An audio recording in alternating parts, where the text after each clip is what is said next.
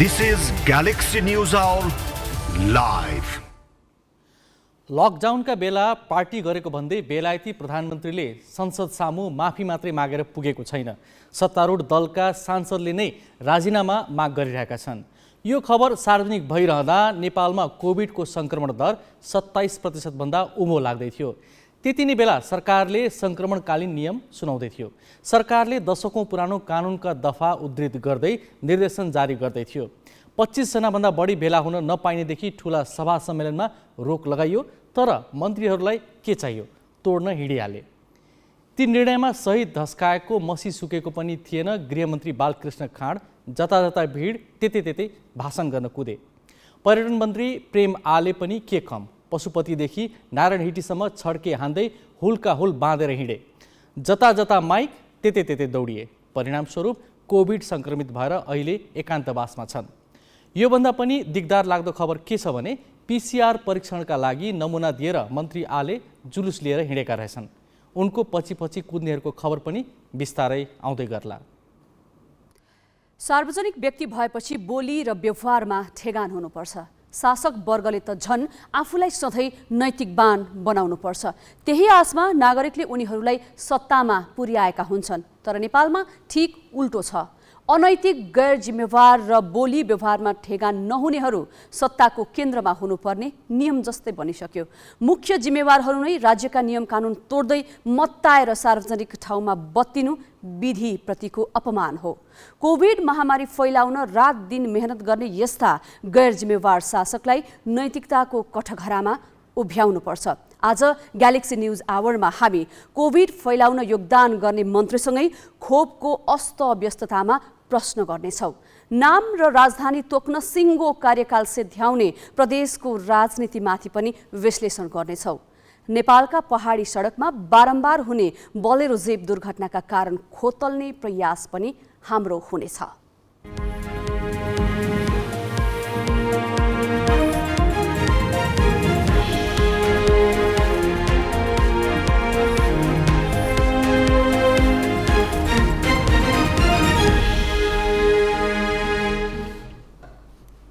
नमस्कार, यो हो ग्यालेक्सी न्यूज आवर। अब हेडलाइन्स।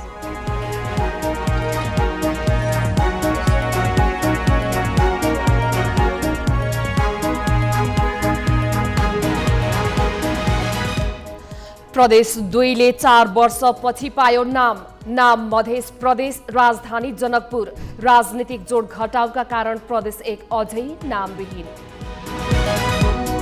स्थानीय चुनावका लागि चौतर्फी दबाव। देशभरका गाउँपालिका, नगरपालिका र जिल्ला समन्वय समितिले भने एक दिन पनि जनप्रतिनिधि विहीन बनाउन पाइँदैन। कोरोना संक्रमण समुदायदेखि अस्पतालसम्मै सल्कियो। आज झन्डै 6000 संक्रमित थपिए। राजनीतिक खपतका लागि विनायकारी घोषणा गर्दा बुस्टर डोज वितरण अस्तव्यस्त। यूएई को अबुधाबीमा हुथी विद्रोहीको ड्रोन आक्रमण। 3वटा तेल ट्याङ्कर विस्फोट हुँदा 3 जनाको मृत्यु, 6 घाइते। र ए डिभिजन लिग फुटबलमा एनआरटीद्वारा जावलाखेल 2-0 पराजित। दोस्रो हाफमा एनआरटीका कप्तान दर्शन गुरुङले गरे 2 गोल।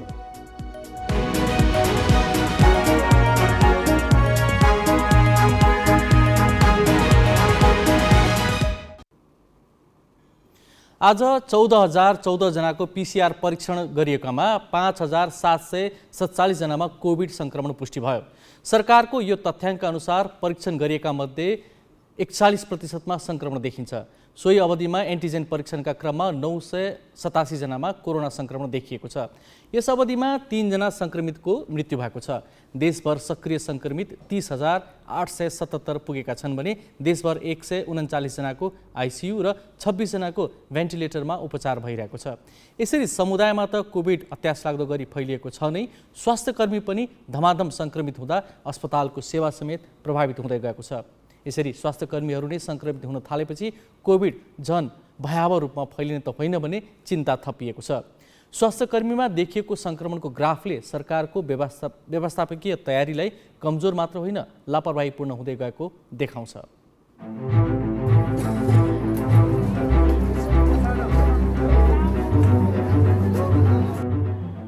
स्वास्थ्य मन्त्रालयका अनुसार सरकारसँग अझै 1 करोड बढी डोज खोप मौजदात छ। पर्याप्त भण्डारण भएकाले लक्षित सबैलाई खोप पुर्याउने सरकारले अभियान चलायो र 1 अतिरिक्त मात्रा अर्थात् बुस्टर डोज लगाउने घोषणा पनि गर्यो। सरकारले सुरुमा अग्रपङ्क्तिमा रहेर सेवा दिने स्वास्थ्यकर्मी, सुरक्षाकर्मी र सरसफाइमा संलग्नहरू आदिलाई खोप दिने भनेको थियो। तर भनाइअनुसार काम गराइमा नदेखिएपछि अहिले अस्पताल र स्वास्थ्यकर्मी नै सङ्क्रमणको भुङ्ग्रोमा पर्ने देखिएको छ। समयमै बुस्टर डोज खोप सुरु नगर्दा स्वास्थ्यकर्मीहरू आफै बिरामी भएर बस्नु परेको छ। यसले स्वास्थ्य सेवालाई नै प्रभावित पार्ने खतरा औँल्याइएको छ। सोमबारसम्म कोभिड-19 युनिफाइड केन्द्रीय अस्पताल अर्थात् वीरमा सङ्क्रमित हुने स्वास्थ्यकर्मीको सङ्ख्या 102 पुगेको छ। यीमध्ये बिरामीको उपचारमा प्रत्यक्ष खट्ने नर्स नै 42 जना र चिकित्सक 25 जना छन्। त्यस्तै स्वास्थ्य सेवामा खटिएका अन्य 35 जनामा सङ्क्रमण देखिएको छ। यसबाट उपचार सेवा नै प्रभावित भएको छ। 102 जना कर्मचारी चाहिँ आजको दिनमा इन्फेक्टेड भएर घर बस्नु पर्दाखेरि हाम्रो सेवामा समस्या सुरु भइसकेको छ। हामीले अब नर्मल गतिमा सेवा दिन अलिकति समस्या छ। स्वास्थ्य मन्त्रालयका अनुसार गत पुस 17 गतेसम्म सङ्क्रमित स्वास्थ्यकर्मीको सङ्ख्या 1 थियो। पुस 18 गतेबाट बढोत्तरी हुँदै पुस 19 गते 4 जनामा देखा पर्यो। त्यस यता यो तथ्याङ्क बढेको बढै छ। मन्त्रालयका अनुसार पुस 26 गतेदेखि स्वास्थ्यकर्मीमा आक्रामक ढङ्गले सङ्क्रमण देखा पर्न थालेको छ। पुस 26 गते 24 स्वास्थ्यकर्मी सङ्क्रमित भएकामा अहिले देशभर 300 नागेको छ। पछिल्लो समयको यो नयाँ भेरिएन्टको सङ्क्रमण एकदमै सङ्क्रामक छ। धेरै स्वास्थ्यकर्मीहरू पनि सङ्क्रमित हुनुभएको छ। स्वास्थ्यकर्मीहरू सङ्क्रमित हुने कसरी भने स्वास्थ्यकर्मीहरूलाई मास्क लगाउने कुरा पनि थाहा छ, जोखिमबाट बस्ने कुरा पनि थाहा छ, हातको सरसफाइको कुरा पनि थाहा छ। उहाँहरूले पढ्दै सिप पनि गर्दै व्यवहार गर्दै आउनुभएको हो। तर उहाँहरू किन सङ्क्रमित हुनुहुन्छ भने हामीले मास्क नलगाउनाले, भिडमा जानाले हामी समुदायका व्यक्तिहरू सङ्क्रमित हुँदै जाँदा स्वास्थ्यकर्मीहरू त्यही समुदायकै एउटा सदस्य हो। अर्को उहाँहरू स्वास्थ्य संस्थामा जानुहुन्छ, हामी धेरै सङ्क्रमित भयौँ भने हामीलाई गाह्रो होला अथवा केही होला, हामी देखाउन जान्छौँ, जँचाउन जान्छौँ, उपचारका लागि जान्छौँ, त्यही स्वास्थ्यकर्मीलाई भेट्छौँ। उहाँहरूलाई हामीले सङ्क्रमण छोडेर आउने अवस्था हुन्छ। स्वास्थ्यकर्मीहरूमा अत्यास लाग्दो गरी सङ्क्रमण फैलिए पनि निको हुने समय छुटिएकाले आत्तिहाल्नुपर्ने अवस्था नरहेको मन्त्रालयका अधिकारी बताउँछन्। अघिल्ला लहरमा जस्तो ओमिक्रोन निष्क्रिय हुन 14 दिन नलाग्ने र अहिलेसम्मको प्रकृति हेर्दा 5 दिनमै निको हुने भएकाले दोस्रो लहरमा जस्तो समस्या नहुने चिकित्सक बताउँछन्। स्वास्थ्यकर्मीलाई बुस्टर डोज दिएर तयारी हालतमा राख्नुपर्ने सरकारले गलफत्तीमै समय बितायो। सरकारका अतिरिक्त नागरिकको लापरवाही र समुदाय स्तरमा फैलिएको कोरोनाको चाप अस्पतालमा पर्न गएको र त्यसैको उत्पादनका रूपमा स्वास्थ्यकर्मी सङ्क्रमित हुन पुगेको देखिन्छ। अस्पतालमा स्वास्थ्यकर्मीहरू सङ्क्रमित हुँदै जाँदा सेवा प्रवाहलाई नियमित गर्नका लागि स्वास्थ्य मन्त्रालयले वैकल्पिक उपायहरू के गर्न सकिन्छ भनेर अस्पतालहरूसँग समन्वय गरेर आवश्यक व्यवस्थापन गर्ने गरी सहजीकरण गरिरहेका छौँ। थप स्वास्थ्यकर्मीहरू ल्याउने हो कि भएका स्वास्थ्यकर्मीहरूलाई सिफ्ट गरेर काम गराउने हो कि सिफ्ट गरेर काम गराउने, उहाँहरूलाई घर नजाने व्यवस्था गर्ने, त्यही व्यवस्था सुरक्षित तरिकाले काम गर्ने उपायहरू र अरू कुनै ठाउँहरूमा अलिक ठुला सहरहरूमा सङ्क्रमण बढी देखिन्छ भने अरू ठाउँमा भएका स्वास्थ्यकर्मीहरूलाई त्यहाँ ल्याएर व्यवस्थापन गर्ने हो कि कसरी गर्न सकिन्छ त्यो हामी छलफलमा छौँ। समुदायमा समेत महामारी अत्यास लाग्दो गरी बढेको छ र यो छिट्टै नियन्त्रण बाहिर पुग्ने स्थिति देखा परेको छ। थप लापरवाही गरे परिस्थिति काबु बाहिर जाने चिन्ता चिकित्सकहरूले दर्शाएका छन्। समुदाय कोरोना सङ्क्रमणको मुहान बनिरहँदा अस्पतालमा स्वास्थ्यकर्मीहरू पनि धमाधम सङ्क्रमित हुन थालेका छन्। वीर हस्पिटलमा आजसम्म 102 जना स्वास्थ्यकर्मीहरू सङ्क्रमित भइसकेका छन्। यसले कोरोना सङ्क्रमणको उपचार झन् जटिल त बनाउँदैन, कोरोना सङ्क्रमणले हाम्रो स्वास्थ्य प्रणालीलाई दखल त दिँदैन भन्ने प्रश्न उब्जाएको छ। क्यामेरामा सञ्जय घिमिरे र योगेश लामाका साथ अक्षर काका, ग्यालेक्सी फोके, काठमाडौँ। भएको खोप पनि लगाउन नसकेर भण्डारमा थन्क्याएकामा आलोचित सरकारले बल्ल तल्ल अग्रपङ्क्तिको जनशक्ति र रोग प्रतिरोधी क्षमता कम भएकालाई बुस्टर डोज लगाउने त भन्यो, तर खोप वितरणमा चरम लापरवाहीले जहाँ तहीँ अस्तव्यस्तता देखिएको छ। प्रारम्भिक खोप वितरण नै निकै धीमा गतिमा गरेको सरकारले अहिले बिना तयारी बुस्टर डोज दिने भनेर अस्पतालहरूमा थप भिड बढाएको छ। गर्नुपर्ने तयारी र व्यवस्थापकीय पक्षमा ध्यानै नदिई राजनीतिक खपतका लागि अतिरिक्त खोप दिने सरकारको घोषणाले सङ्क्रमण थप बढाउने जोखिम देखिएको छ। राजधानी उपत्यकाका सरकारी तथा अर्धसरकारी स्वामित्वका 17 अस्पताललाई केन्द्र तोकेर स्वास्थ्य मन्त्रालयले कोरोना खोपको बुस्टर डोज दिन थालेको छ। तर कोरोना सङ्क्रमणबाट नागरिकलाई जोगाउन भनेर दिइने खोप लगाउने क्रममा स्वास्थ्य मापदण्डको न्यूनतम ख्याल समेत गरिएको छैन। सोमबार बुस्टर खोप लगाएका राजधानीका अस्पतालका यी दृश्य हेरौँ।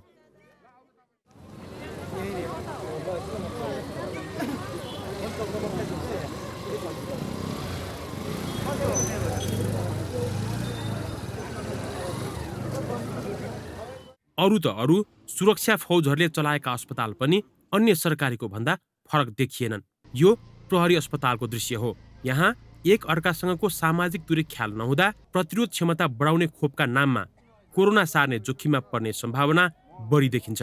बरु ओडाहरूमै खोप दिने व्यवस्था गरेको भए सहज हुन्थ्यो कि भन्ने धेरैलाई लागेको छ। सबै ठाउँमा पुर्याएन नि त, एकै ठाउँमा मात्र केन्द्रित भएर खोपहरू आयो। अनि त्यही भएर पनि हामीहरू यसरी आउनु पर्यो कि बिहानैबाट। अब ठाउँ ठाउँमा आफू बसेकै ठाउँमा पुऱ्याएको भए त यसरी आउनु पर्थेन होला नि त। त्यो त एकदमै सम्भावना त छ। के गर्नु त, जबरजस्ती बाध्यता भनौँ न। बढ्दो रूपमा झन् कोरोना बढ्ने चाहिँ देखेको छु मैले चाहिँ यो लाइनले गर्दाखेरि चाहिँ होइन। तर तपाईँको लाइन चाहिँ अलिक व्यवस्थित भएको छैन। यसले अत्यास लाग्दो गरी फैलिएको कोरोना संक्रमणमा आगोमा घिउ थपेसरा हुने त होइन भन्ने त्रास झनै बढाएको छ। खोपका लागि आउनेहरूको लाइनमा भएको ठेलमठेल नियन्त्रण गर्न अस्पताल व्यवस्थापनलाई पनि हम्मे परेको छ। खोप व्यवस्थापन हामीले गर्ने होइन, खोप शाखाले नै गर्छ। अब पिसिआर त जाँच गर्ने अब त्यहाँ छ होइन। अलिअलि भिडभाड त अब आम नागरिकले बुझ्नु पर्यो कि भिडभाड हुनु भएन भनेर। सबै कुरा सम्बन्धित निकायको मात्र कुरा छैन, आम नागरिकको जिम्मेवारीको कुरा पनि छ। आम नागरिकले पनि बुझिदिनु पर्यो कि आजको दिनमा कोभिड सङ्क्रमण उच्च बिन्दुमा छ, भिडभाड गर्नु भएन, मास्क लगाउनु पर्यो होइन, सामाजिक दूरी कायम गर्नु पर्यो भन्ने आम नागरिकले पनि बुझ्दिन अनुरोध गर्छु। यसअघि वडामा स्थानीय सरकार मार्फत खोप वितरण गर्दा केही सहज भएको थियो। तर यसपालि भने सङ्घ सरकार आफैले आफ्नो स्वामित्वका केन्द्र मार्फत बुस्टर खोप दिइरहेको छ। केन्द्र सीमित हुँदा भिड पनि बढिरहेको छ। अझ प्रारम्भिक र अतिरिक्त खोप एकै ठाउँबाट दिँदा झन अस्तव्यस्त भएको छ। यहीँबाट रोग सल्लाह छ के व्यवस्थित लापरवाही छैन नि के छ। तपाईँको चाहिँ अब ठाउँ ठाउँमा ओडाले ठाउँ दिएर गऱ्यो भने राम्रो होला भन्ने। त्यो ओडामा दिएर राम्रो हुन्थ्यो। अब यहाँ त काम छोडेर आउनु पर्छ, दिनभर यस्तो कुर्नु पर्छ। त्यही भएर अलि असजिलो भयो। राम्रो लिनु पर्ने हो। अब आउँछ होला पालो। यसअघि सरकारले पुस 20बाटै अग्रपङ्क्तिको जनशक्ति र रोग प्रतिरोधी क्षमता कम भएकालाई अतिरिक्त खोप दिने घोषणा गरेको थियो। बिना तयारी गरिएको त्यो घोषणा तत्कालै फिर्ता लिएको सरकारले त्यसपछि पनि व्यवस्थापकीय पक्षमा कुनै काम नगरेको अहिलेको अस्तव्यस्तताले देखाएको छ। ठुलो जनसङ्ख्याले खोपको पूरा मात्रा पाइसकेको 6 महिनाभन्दा बढी भइसकेकाले महामारीसँग जुझ्न अतिरिक्त खोप आवश्यक भइसकेको छ। तर सरकारले मानवीय क्षति रोक्न भन्दा राजनीतिक खपतको मानसिकता राखेर घोषणा मात्र गरेको अस्तव्यस्तताका यी दृश्यले पुष्टि गरेको छ। क्यामेरामा सञ्जय घिमिरे र योगेश लामाका साथमा Pawan Paudel, galaxy 4K। Corona भाइरसको पहिलो र दोस्रो लहरमा जथाभावी औषधिको प्रयोगले पनि धेरै बिरामीले जटिलता बेहोरेका थिए। गलत औषधिको भर पर्दा कतिपयले ज्यानै गुमाउनु परेको थियो। अहिले पनि आफू खुसी औषधिको प्रयोग गर्ने प्रवृत्ति देखिएकोले त्यसतर्फ सचेत रहन चिकित्सकहरूले सुझाएका छन्। सङ्क्रमित वा सङ्क्रमित नहुँदै औषधिको प्रयोग गर्दा के कस्ता कुरामा विचार गर्ने त? डाक्टर सुरभि पाण्डेको सुझाव यस्तो छ। यो 1-2 हप्तामा कोभिडको सङ्क्रमण वात्तै बढिएको पाइन्छ र हामीले अहिले विगत 1-2 हप्तामा ओपिडीमा दिनहुँ 50 देखि 60 जना कोभिड सङ्क्रमित बिरामीहरू हेरिरहेका छौँ र अधिकांशलाई जिउ दुख्ने, घाँटी दुख्ने, नाकबाट पानी बग्ने, टाउको दुख्ने, नाक बन्द हुने र ज्वरो आउने समस्याहरू देखिरहेको छ। बिरामीहरूले चाहिँ यो घाँटी दुख्यो भनेर यो बाहिर पसलबाट डाक्टरको सल्लाह बिना यो क्ल्याभम, एजिथ्रोमाइसिन भन्ने विभिन्न एन्टिबायोटिकहरू लिएको पाइएको छ र खासै पनि हो भने यी एन्टिबायोटिकहरूले त्यो घाँटी दुख्ने त्यो कम गराउँदा पनि गराउँदैन अथवा कोभिडलाई निको पनि पार्दैन। यो त एउटा भाइरसले गर्ने सिम्टम्स हो। त्यही भएर यो अधिकांशले यो एन्टिबायोटिक डाक्टरको सल्लाह बिना नलिनु भनेर म सल्लाह दिन चाहन्छु। किनभने यो एन्टिबायोटिक आफैले अथवा पसलमा गएर खानुभयो भने पछि गएर यो एन्टिबायोटिक रेजिस्टेन्स बढ्छ र हामीलाई पछि बिरामी भयो भने त्यो एन्टिबायोटिकले काम नगर्न सक्छ। त्यही भएर डाक्टरको सल्लाह बिना कुनै पनि एन्टिबायोटिक चाहिँ नलिन हुन अनुरोध गर्दछौँ। अर्को चाहिँ अब अहिले हामीले घरमा लिन सक्ने औषधिहरू भनेको चाहिँ ज्वरो आयो, टाउको दुख्यो, जिउ दुख्यो भने चाहिँ सिटामोल लिने। एकचोटिमा 2टा लिन सकिन्छ। त्यो भनेको चाहिँ 1 ग्राम दिनको 3 टाइमसम्म लिने। हप्तामा 3 देखि 5 दिनसम्म लिन सकिन्छ। अर्को हामीले लिन सक्ने भनेको चाहिँ यो नाकबाट पानी पक्ने अथवा नाक बन्द भयो भने चाहिँ यो बजारमा सिनारेस्ट, साइनेक्स हुन्छ, जसमा चाहिँ प्यारासिटामोल र एन्टी एलर्जिक औषधि पाइन्छ। त्यो पनि दिनको 3 टाइम दिनको 3 देखि 5 दिनसम्म लिन सक्छौँ। अर्को चाहिँ हामी घरमा प्रशस्त पानी पिउन सक्छौँ। यो 2टा औषधि चाहिँ हामीले पसलबाट लिएर यदि कुनै गाह्रो भयो भने चाहिँ लिन सकिन्छ। तर यदि तपाईँलाई सास फेर्न गाह्रो भयो, ज्वरो हनहन्ती आयो, सिटामोल खाएर कन्ट्रोल भएन, सास फेर्न गाह्रो भयो, अक्सिजन नाप्दा 93 भन्दा कम भयो भने चाहिँ तुरुन्तै अस्पताल जाने। नागरिक तहमा खोप लगाएकै छ र भाइरस कमजोर छ भन्ने तर्क गर्दै स्वास्थ्य सावधानीमा बेवास्ता गर्ने प्रवृत्ति जताततै देखिएको छ। यसले रोग प्रतिरोधी क्षमता कम भएको समूहलाई झन जोखिममा पारिरहेको छ। अझ खोपको पूर्ण मात्रा पाएको 6 महिनाभन्दा बढी समय भएको जनसङ्ख्या धेरै छ। त्यसैले खोप लगाएकै छ भनेर ढुक्क भइहाल्ने अवस्था छैन। त्यसमाथि राज्यका जिम्मेवार पदाधिकारी नै स्वास्थ्य मापदण्ड उल्लङ्घन गर्दै भिडभाडयुक्त कार्यक्रममा पुगिरहेका छन्। यो हदसम्मको लापरवाहीले सरकारी तहमा रहेको गैर जिम्मेवार र संवेदनहीन सोचलाई उजागर गरेको छ, जुन विडम्बनापूर्ण छ। अब पालो सही कि गलतको।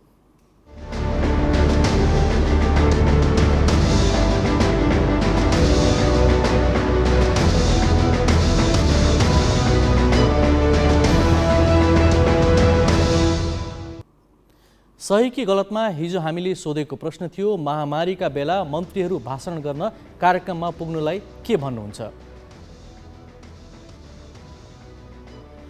ग्यालेक्सी एपमा सहीको पक्षमा 2% र गलतको पक्षमा 98% मत प्राप्त भएको छ।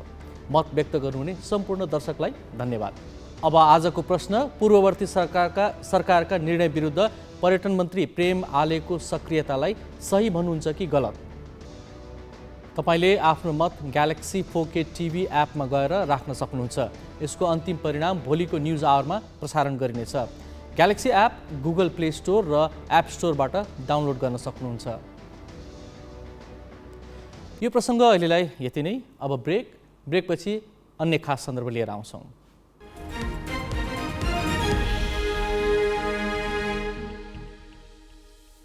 नमस्कार, म राजेश हमाल। मलाई थाहा छ तपाईहरु केबीसी सिजन 2 हेर्न एकदम धेरै पर्खिनु भएको छ। हामी पनि त्यसको तयारीमा जोडतोडले लागिरहेका छौँ। तर पनि ग्यालेक्सी 4K मा हाम्रो भेट हुन अझ केही समय लाग्छ। तर चिन्ता नलिनुहोस्, तपाईहरुलाई म यसै कुराउँदिन। म त्यो भन्दा पहिला को बन्छ टिगोरपति खेलाउँदै छु। को बन्छ टिगोरपति को आजको प्रश्न यस प्रकारको छ। नेपालको कुन नोटलाई चलन चल्तीको भाषामा हात्ती पनि भन्ने गरिन्छ? ए 1, बी 100, सी 500, डी 1000। सही जवाफ पठाउनलाई ग्यालेक्सी एप डाउनलोड गर्नुपर्छ। मोबाइलको एप स्टोरमा गएर ग्यालेक्सी एप आजै डाउनलोड गर्नुहोस् अनि प्रश्नको जवाफ पठाइहाल्नुहोस्। के थाहा, घरमै बसेर कार जित्ने अवसर तपाईलाई पो मिल्ने हो कि?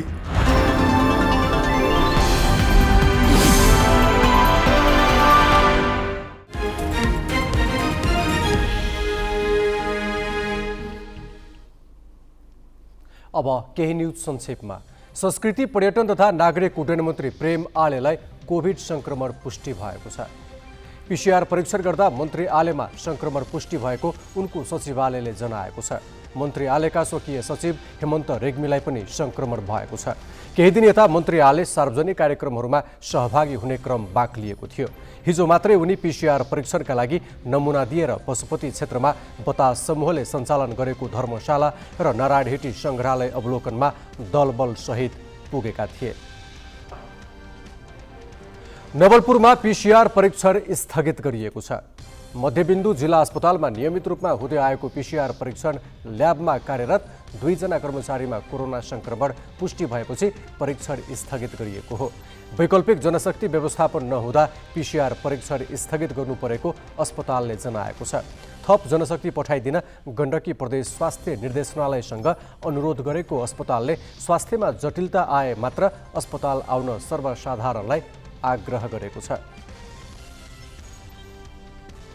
राष्ट्रिय सभा निर्वाचनका लागि निर्वाचन आयोगले मतपत्र छाप्ने काम सम्पन्न गरेको बताएको छ।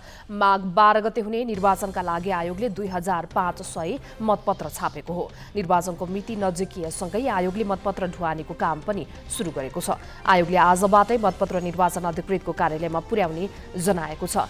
माघ 7 गतेसम्म सबै स्थानमा मतपत्र पुगिसक्ने आयोगले जनाएको छ। निर्वाचनमा हरियो र रातो रङको मतपत्र प्रयोग हुनेछ। स्थानीय तहका प्रमुख र उपप्रमुख रातो तथा प्रदेशसभा सदस्यले हरियो रङको मतपत्र प्रयोग गर्नुपर्नेछ। स्थानीय तहका प्रमुखको मतभार 18 र प्रदेशसभा सदस्यको मतभार 48 निर्धारण गरिएको छ।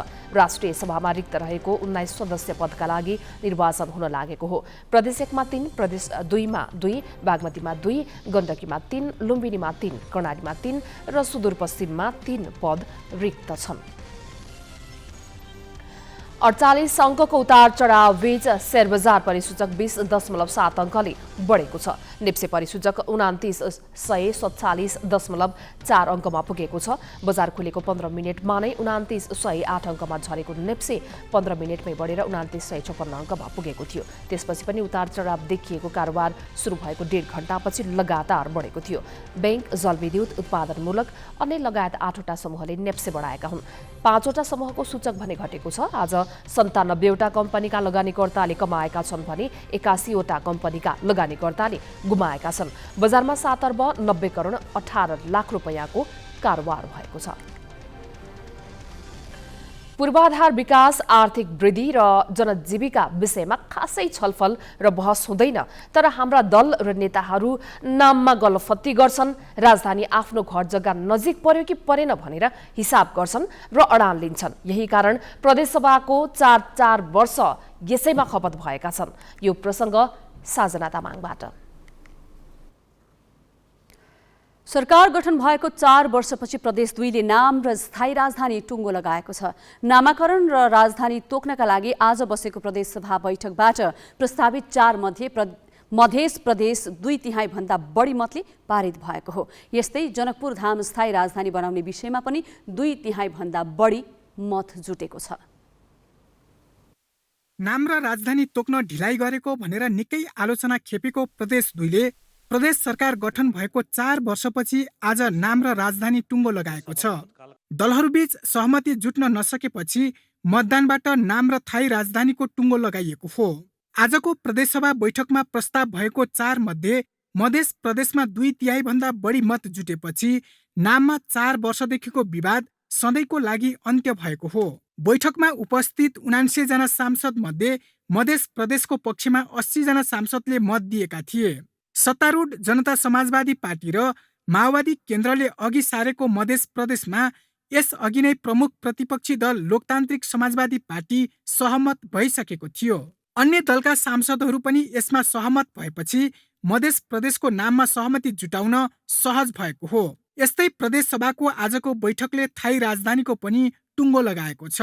कुल 104 जना सांसद रहेको प्रदेशसभामा 79 जना सांसद उपस्थित थिए। त्यसमध्ये 78 जना सांसदले सभामा 3वटा प्रस्ताव मध्ये सांसद परमेश्वर शाह, रविन्द्र बैठा, उपेन्द्र प्रसाद कुशवाहा, शारदा देवी र भरत प्रसाद शाहले अघि सारेको जनकपुर धाम प्रस्तावमा मत दिएका थिए, जसमा प्रस्ताव पारित हुन आवश्यक 2/3 भन्दा बढी मत हो। गत वर्ष चैतमा प्रदेशको नाम र राजधानी टुङ्गो लगाउन थालिएको प्रयास असफल भएको थियो। दलहरू आफूले प्रस्ताव गरेको नामबाट टसको मस नभएपछि प्रदेशको नाम र थाई राजधानीको विषय थाँतिरहेको थियो।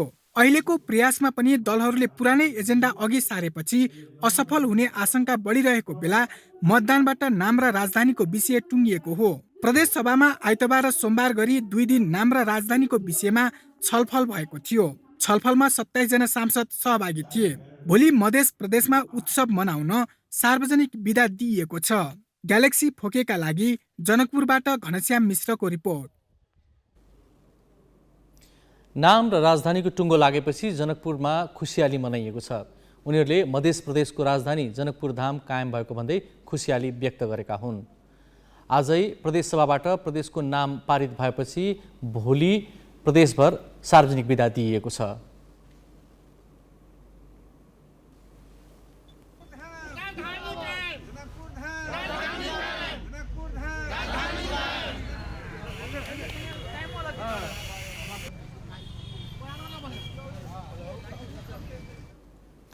प्रदेशसभा गठन भएको 4 वर्ष बित्दा बल्ल 6 प्रदेशले आफ्नो नाम र राजधानी टुङ्ग्याएका छन्।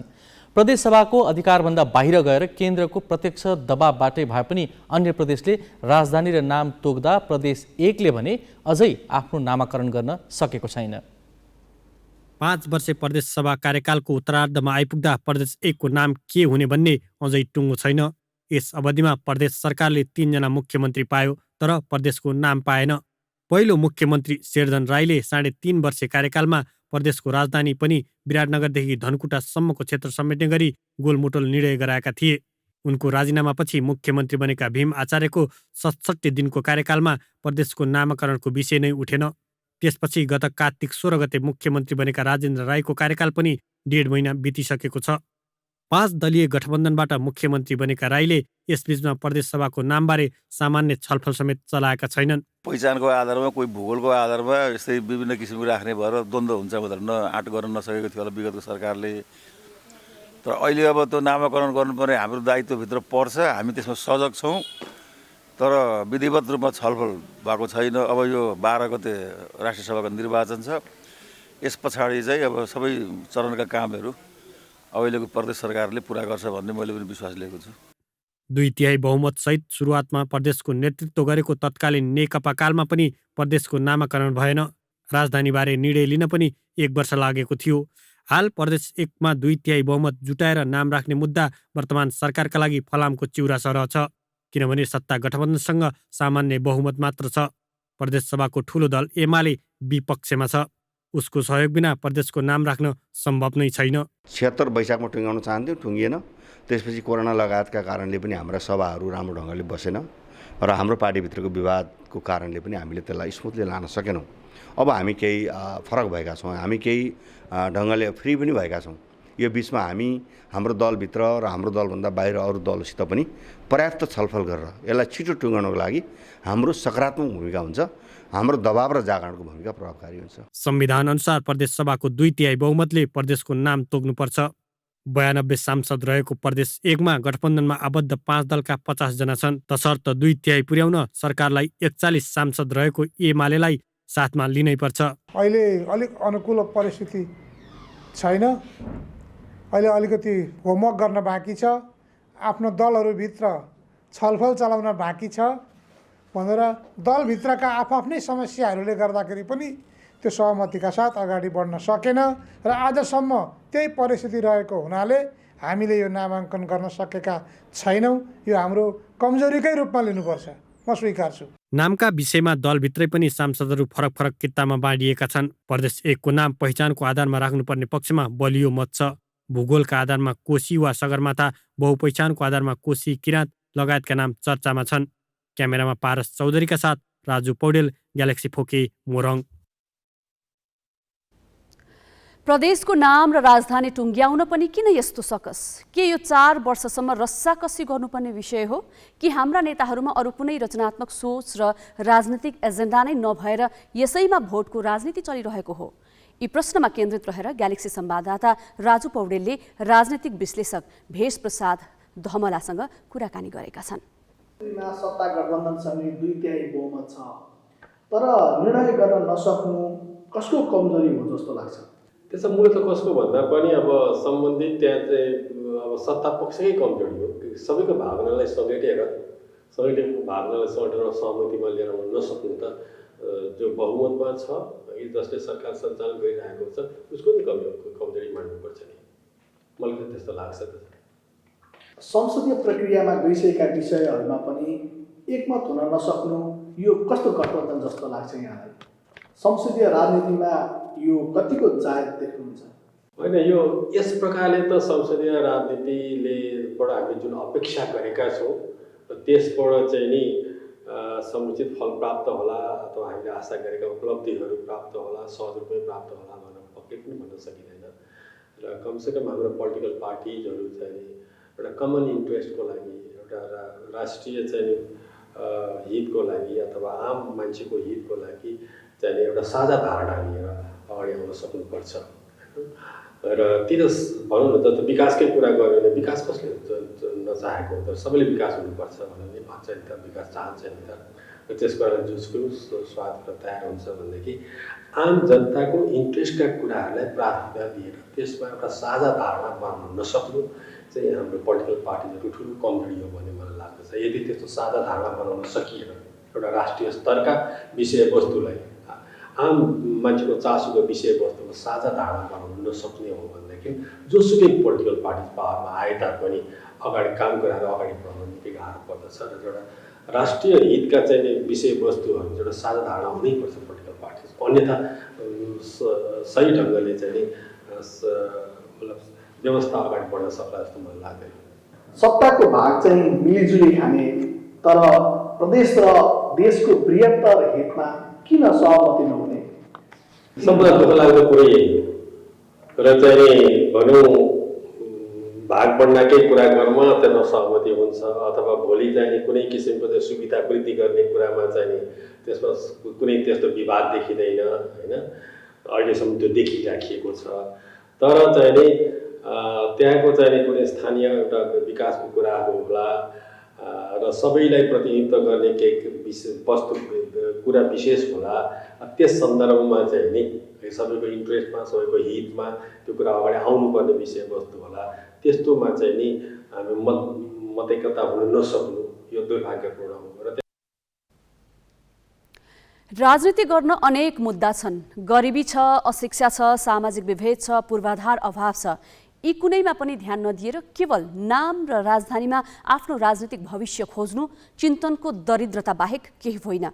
त्यसैले अनावश्यक समय र स्रोत साधन खर्च नगरी एउटा प्रक्रियाबाट यो विषय टुङ्ग्याएर अरू सार्थक बहसमा जुट्नु सबैको हितमा हुनेछ। यो प्रसङ्ग अहिलेलाई यति नै। अहिलेलाई पुनः ब्रेकपछि अन्य खास सन्दर्भसहित आउनेछौँ।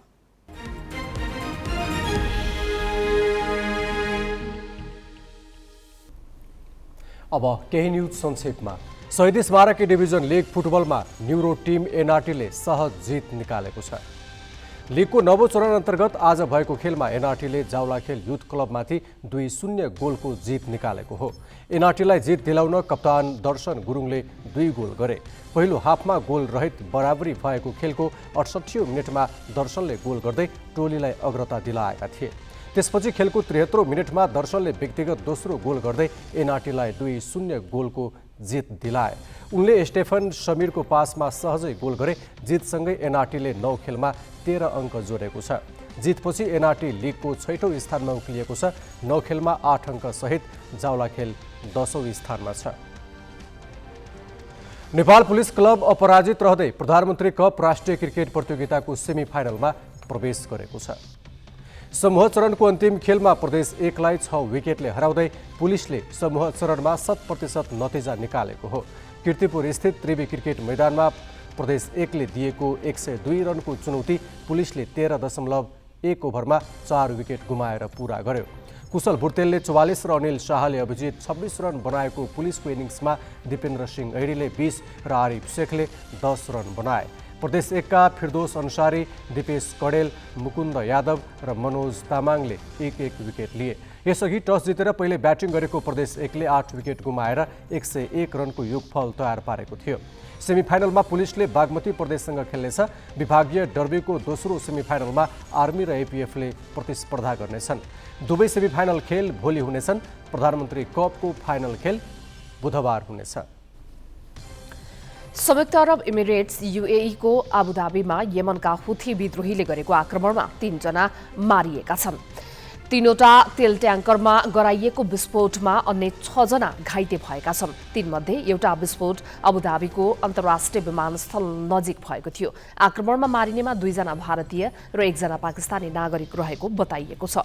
UAE प्रहरीले हुथी विद्रोहीले ड्रोनको प्रयोग गरी विस्फोट गराएको बताएको छ। हुथी विद्रोही समूहले आक्रमणको जिम्मेवारी लिँदै UAE को भित्री क्षेत्रमै हमला गरेको टिप्पणी गरेको छ।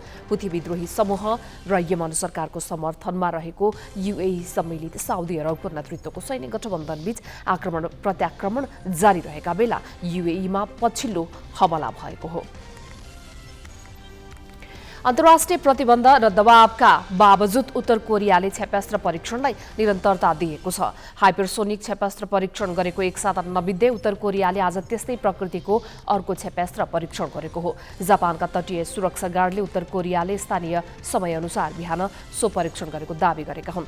दक्षिण कोरियाका सैनिक अधिकारीले पनि क्षेपणास्त्र आफ्नो सीमा नजिकको पूर्वी तटीय क्षेत्रमा खसेको जनाएका छन्। उत्तरले भने पछिल्लो परीक्षणबारे औपचारिक जानकारी गराएको छैन।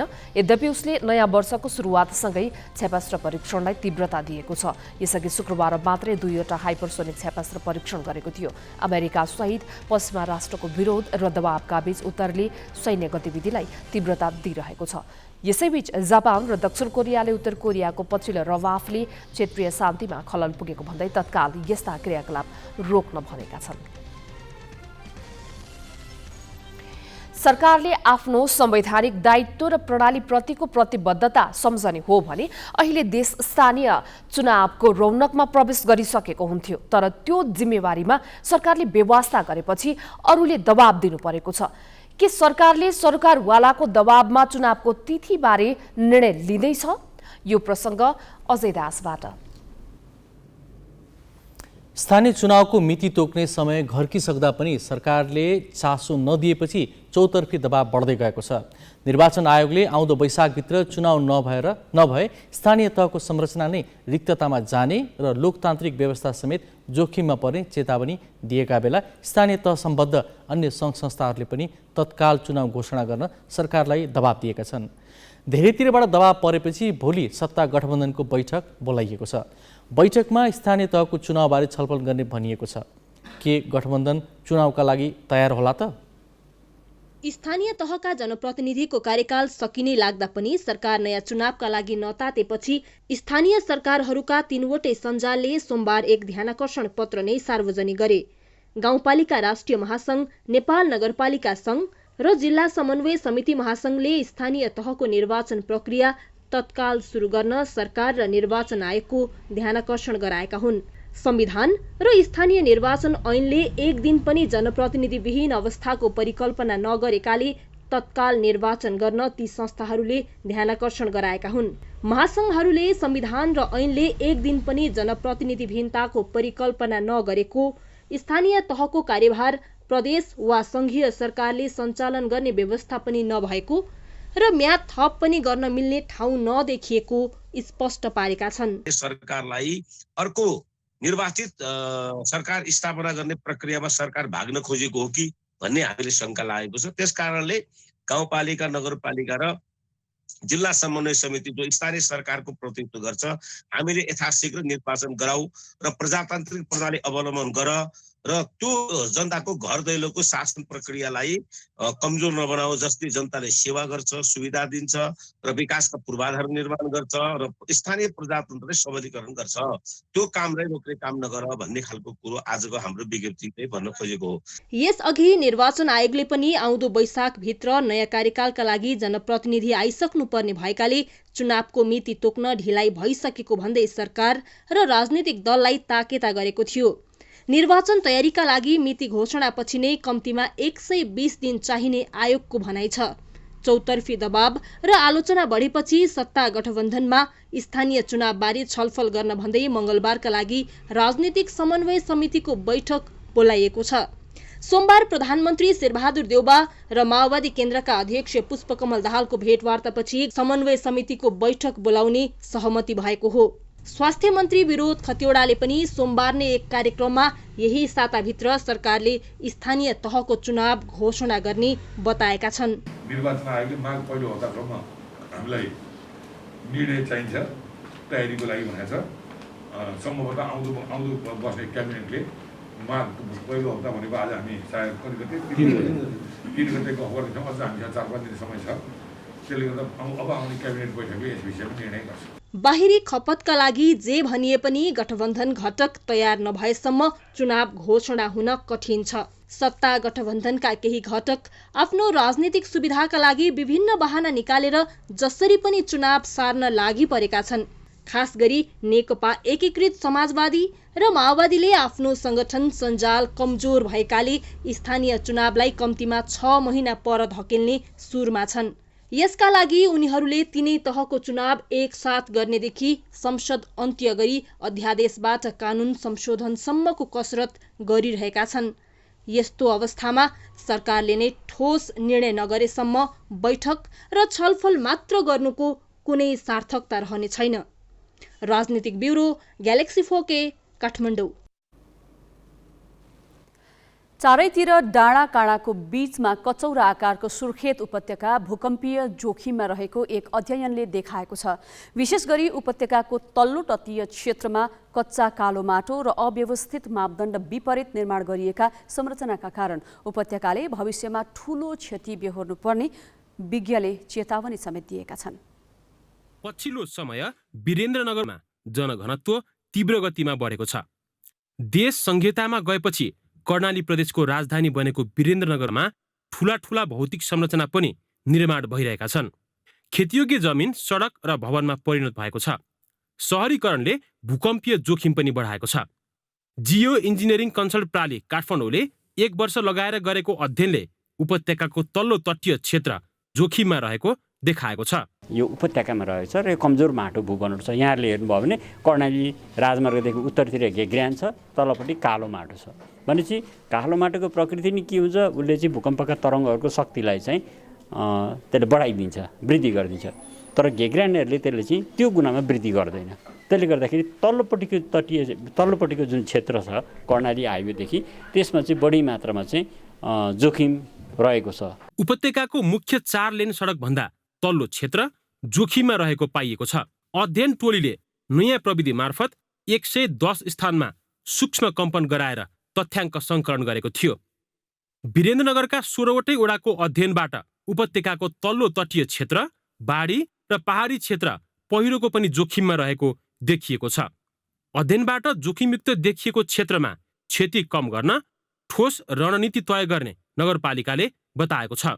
सडकका मापदण्ड, भवनका मापदण्ड, खुला क्षेत्र लगायतका चाहिँ विभिन्न विषयवस्तुहरू जहाँ भोलि भूकम्प आइहाल्यो भने पनि त्यो भूकम्पबाट कमभन्दा कम क्षति हुने गरीको चाहिँ एउटा पूर्वाधार निर्माणका हिसाबले हाम्रो ठाउँबाट हामीले भोलिका दिनमा नगरको चाहिँ भूकम्पीय जोखिम न्यूनीकरणका लागि नीति लगायत भवन निर्माण आचार संहिता निर्माण गरेर लागू गर्नुपर्छ र त्यो कुरामा चाहिँ नगर कार्यपालिकामा हामी लिएर जान्छौँ। उपत्यकामा बढ्दो जनघनत्व र भौतिक संरचना निर्माणमा उचित व्यवस्थापन गर्न नसके आगामी दिनमा ठूलो जनधनको क्षति बेहोर्नु पर्ने अवस्था हुन सक्छ। यस्तो अवस्थामा यस क्षेत्रमा ठोस मापदण्ड बनाएर अघि बढ्न सके भूकम्पीय जोखिम समेत कम गर्न सकिन्छ। ग्यालेक्सी 4K का लागि क्यामेरामा विकास खत्रीको साथमा सुर्खेतबाट बसन्त भण्डारीको रिपोर्ट। नेपालका पहाडी सडकमा यात्रु र सामान समेत ओसार्न भारतीय कम्पनी महिन्द्राको बोलेरो जीप बढी प्रयोग भएको पाइन्छ। तर यस गाडीको यात्रामा भएका दुर्घटनाका कारण धेरै जनधनको क्षति बेहोर्नु परेको छ। पछिल्लो पल्ट भएको तनहुँ दुर्घटनादेखि विगत 2 वर्षमा प्रकाशमा आएका घटना हेर्ने हो भने कम्तीमा 60वटामा मानवीय क्षति बेहोर्नु परेको छ। 38 जिल्लामा भएका यी घटनामा 85 जनाको ज्यान गएको छ। कम्तीमा 400 जना प्रत्यक्ष प्रभावित भएका छन्। किन यो हदसम्मको क्षति बेहोर्नु परेको होला? यही जिज्ञासामा रहेर सडक सुरक्षा अभियन्ता एवं अनुसन्धाता पुष्पराज पन्तले यी घटना र प्रवृत्ति केलाएका छन्। समाचारमा आए जस्तै तनहुँमा हिजो मात्रै 17 जना सवार बोलेरो दुर्घटना हुँदाखेरि 6 जनाको मृत्यु भयो भने 10 जना घाइते छन् र चालक फरार रहेको बुझिएको छ। नेपालमा बोलेरो, महिन्द्राको बोलेरो, जिप अथवा पिकअप यो मालसामान र यात्रु ओसार पसार गर्नुको लागि अति नै प्रचलित लोकप्रिय छ। यसको सिट क्षमता, जिपको सिट क्षमता 7 जना हो भने पिकअपको क्षमता उसको बडी बनावट अनुसार 4 अथवा 2 जनाको हुन्छ। नेपालमा हरेक गाडीको बनावट अनुसार यसको दुर्घटनाको कारण के हो अथवा के कति दुर्घटना भए भन्ने कुरा चाहिँ जानकारी पाउन सजिलो छैन। तर उपलब्ध सूचनाको आधारमा हेर्दाखेरि प्रत्येक महिना दुर्घटना 3 देखि 4 वटा चाहिँ कम्तीमा पनि 3 देखि 4 दुर्घटना चाहिँ का समाचारहरू पढ्न पाइन्छ। बोलेरो दुर्घटनाका सूचनाहरू केलाउँदा के पाइयो भने लगभग 1/4 जति चाहिँ रातको समयमा हुने गरेका रहेछन्। त्यसले चाहिँ दुईटा कुरा भयो। एउटा चाहिँ अब कि त त्यहाँको त्यो गाडीमा भएको लाइट को कन्डिसन के थियो नम्बर 1, र अर्को चाहिँ चालकको राति आँखा देख्ने समस्या छ अथवा त्यो एउटा भयो भने अर्को चाहिँ लगभग 10% केसहरूमा के देखेको छ भने चालक फरार रहेको पाइएको छ। त्यसले गर्दाखेरि के हुन्छ भने कतै त्यो चालक चाहिँ अब दुर्घटना भइसकेपछि यदि अनुमति पत्र लाइसेन्स नभएको कारणले फरार भएको हो अथवा ज्यान असुरक्षा महसुस गरेर फरार भएको, त्यो एउटा हुनसक्छ। उपलब्ध विवरणहरूमा दुर्घटनाको कारण त्यसरी खुलाइएको त पाइँदैन, तर पनि जस्तै अचानक अनियन्त्रित भई दुर्घटनाग्रस्त भएको भन्ने उल्लेख गरिएकोबाट के पनि शङ्का गर्न सकिन्छ भने कि कुनै अचानक यान्त्रिक गडबडी पो आयो कि, अथवा मलाई यस विषयमा त्यति जानकारी नभए पनि जानकारहरू अथवा सूचनाहरूबाट के पाइन्छ भने यो बोलेरो गाडीको चाहिँ स्टियरिङ, अनि त्यसपछि सस्पेन्सन, अनि त्यसपछि ब्रेकिङ सिस्टम, यसको पछाडिको यो चाहिँ रियर व्हिल ड्राइभ गाडी भएकोले यसको पछाडिमा चाहिँ ड्रम बेस्ड ब्रेकिङ सिस्टम भएकोले यो धेरै लगाउँदै जाँदाखेरि तात्ने र त्यो ब्रेक सुहरू घोटिएपछि ब्रेकमा चाहिँ कुनै बेला ब्रेक फेल भएको यस्तो पनि हुनसक्ने यान्त्रिक त्रुटि पनि हुनसक्छ। त्यसले गर्दाखेरि अब यो समस्या चाहिँ जुन बेला ओभरलोड हुन्छ त्यो बेला अत्यधिक बढेर जान्छ। नर्मल लोड बोकेको गाडीमा ब्रेक सिस्टम र ओभरलोड बोकेको गाडीमा ब्रेक सिस्टम त्यसै पनि फरक हुन्छ। यसले गर्दाखेरि यस विषयमा पनि हामीले यो यान्त्रिक कमी कमजोरीहरू, गाडीको फिटनेस लगायत चालकको आफ्नो स्वास्थ्य परीक्षण, चालकको अनुमति पत्र, ड्राइभिङ स्किल, अनि त्यसपछि आएर सडकको अवस्था र ओभरअल जिप प्रयोग गर्दाखेरि त्यसमा कतिजनासम्म सिट क्षमता हो र कतिजना बस्यौँ। जस्तै 22 जना बस्दाखेरि पक्कै पनि 22 जनाकै ज्यान उत्तिकै जोखिममा हुन्छ भन्ने कुरा सबै यात्रुले पनि बुझ्नुपर्ने देखिन्छ।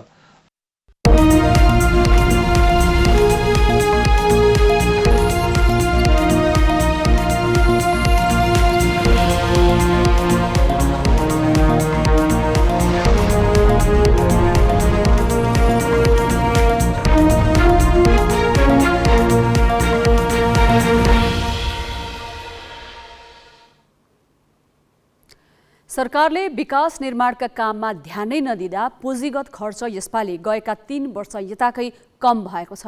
सरकारको समग्र आम्दानी तथा खर्चको पछिल्लो 3 वर्षको अर्धवार्षिक तथ्याङ्क हेर्दा आम्दानीतर्फ क्रमशः धनात्मक अवस्था देखिए पनि खर्चको अवस्था निराशाजनक छ।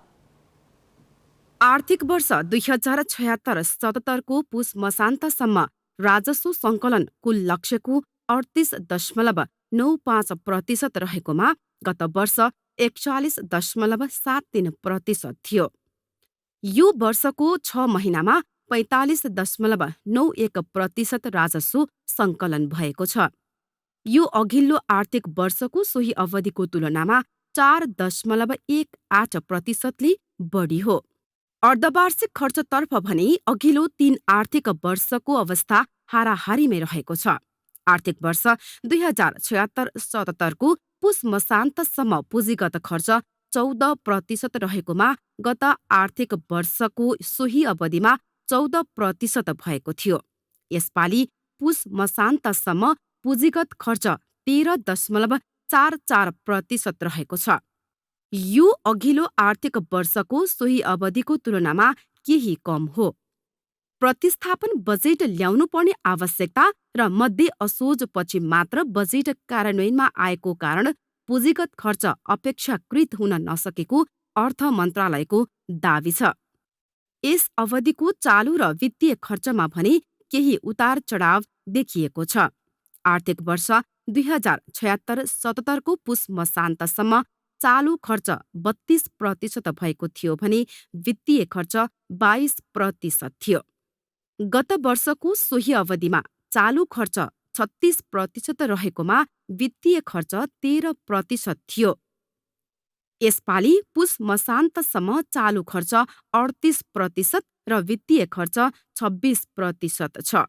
वित्तीय खर्च अघिल्लो वर्षको तुलनामा करिब दोब्बर बढी भएको देखिएको छ।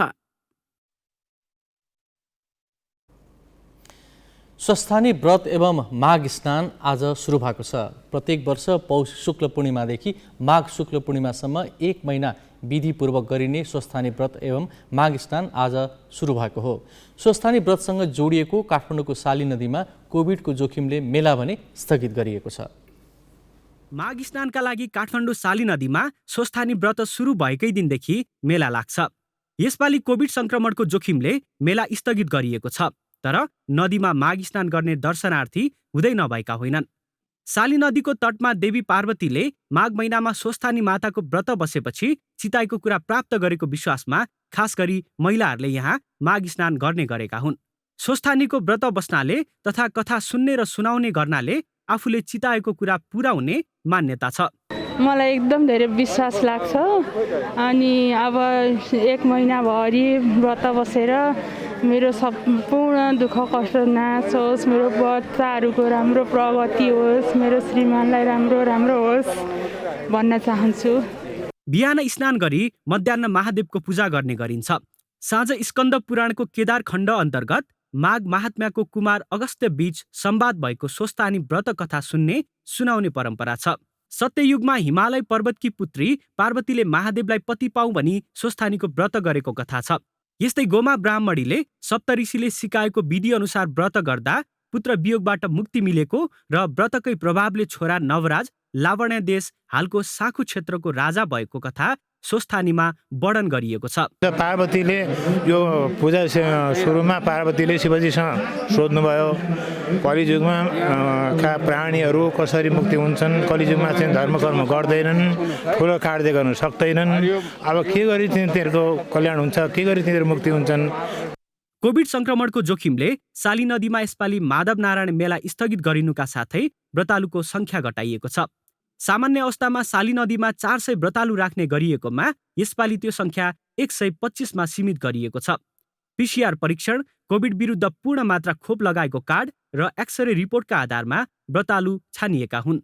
व्रत बस्नको लागि 16 देखि 60 वर्षसम्म मात्रै हुनुपर्ने अनि पूर्ण खोप लगाएको हुनुपर्ने, त्यसका साथसाथै दीर्घ रोगी हुन नहुने अनि निमोनिया छ छैन भनेर हामीले एक्सरे हेरेर मात्रै व्रत बस्ने चाहिँ व्रतालुहरूलाई व्रत राखेका छौँ। 1 महिनासम्म व्रत गरी माघ शुक्ल पूर्णिमाका दिन 108 जनै, 108 सुपारी, 108 पान, 108 पुष्प, 108 रोटी, 108 अक्षता, विभिन्न थरीका फलफूल, धूप, बत्ती, नैवेद्य, श्रीखण्ड, सिन्दुर, वस्त्र, भेटी चढाई व्रत समापन गरिन्छ।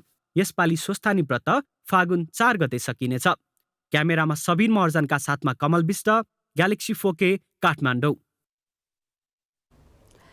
समुद्री सतहबाट 1600 मिटर उचाइमा रहेको कास्कीको सराङकोटबाट देखिने सूर्योदय र सूर्यास्तको दृश्य निकै सुन्दर छ।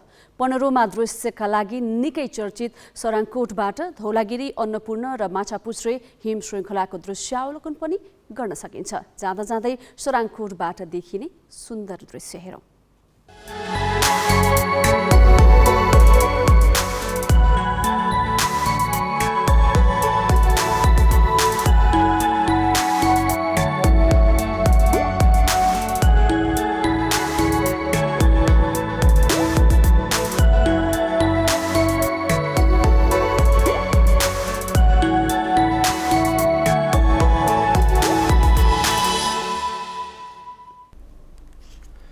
हामी ग्यालेक्सी न्युज आवरको अन्त्यमा छौँ। जाँदा जाँदै हेडलाइन्स।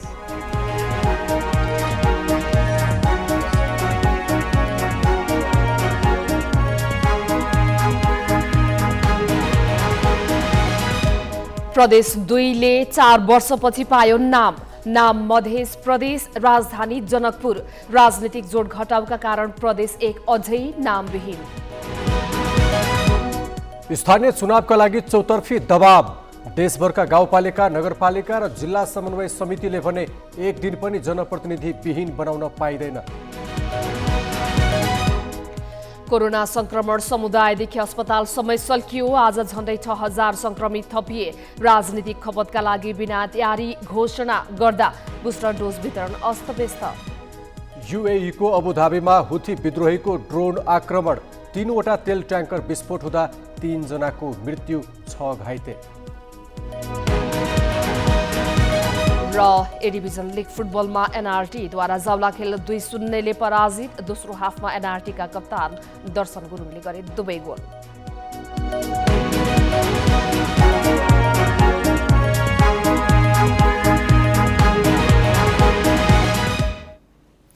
आजलाई ग्यालेक्सी न्युज आवर सकियो। नमस्ते।